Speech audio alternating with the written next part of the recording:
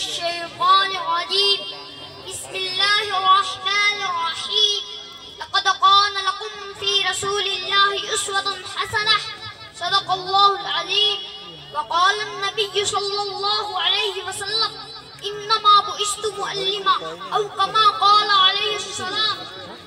مصطفیٰ کو دیکھا تو دیوں نے جلنا سیکھا یہ کرم ہے مصطفیٰ کا شب غم نے ڈلنا سیکھا یہ زمین کی ہوئی تھی یہ فلک تھما ہوا تھا چلے جب میرے مصطفیٰ تو جہاں نے چلنا سیکھا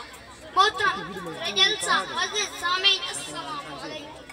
آج میری تقریر کا عنوان سیرت النبوی صلی اللہ علیہ وسلم ہے ویسے تو سیرت کے معنی لغت میں کسی کی کارکردگی یا کارناموں کو احاطہ کرنے کے آتے ہیں لیکن آج تک کوئی مصنف کوئی محدث ایسا نہیں گزرا جس نے میرے نبی صلی اللہ علیہ وسلم کی سیرت کا احاطہ کیا ہو چنانچہ وقت کی نزاکت کو مد نظر رکھتے ہوئے سیرت کے چند پہلوں پر روشنی ڈالوں گا میرے آقا خصوص حسین سیرت بہترین سیرت جمال سیرت کمال میرے محبوب پیغمبر کی سیرت کا باب اتنا وسیع ہے کہ اما عائشہ صدیقہ فرماتی ہیں کہ سارا قرآن میرے محبوب پیغمبر کی سیرت ہے سامعین محترم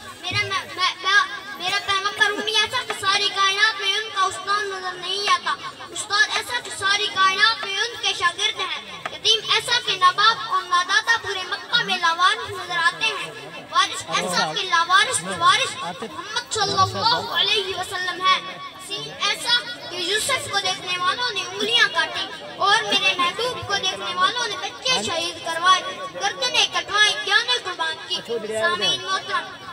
میرے نبی صلی اللہ علیہ وسلم مسکراتے تو جنت کا منظر بن جاتا میرے نبی صلی اللہ علیہ وسلم غصہ میں آئے تو قیامت کا منظر بن جاتا میرے نبی صلی اللہ علیہ وسلم قدم اٹھائے تو سنت بن جاتی میرے نبی صلی اللہ علیہ وسلم گفتگو کرے تو حدیث بن جاتی ابوبکر آئے تو صدیق بن جاتا عمر آئے تو فاروق اعظم بن جاتا عثمان آئے تو غنی بن جاتا علی آئے تو حیدر قرار بن جاتا اگر ایک ظالم آئے تو عادل ہمدرد انسان بن جاتا فاسق فاجر آئے تو سپہ سالار بن جاتا حضور آئے سر آفرینش پا گئی دنیا اندھیروں سے نکل کر روشنی میں آ گئی دنیا چھوٹے چہروں سے رنگ اترا مجھے چہروں پہ نور آیا حضور آئے تو انسانیت کو جینے کا شعور آیا والسلام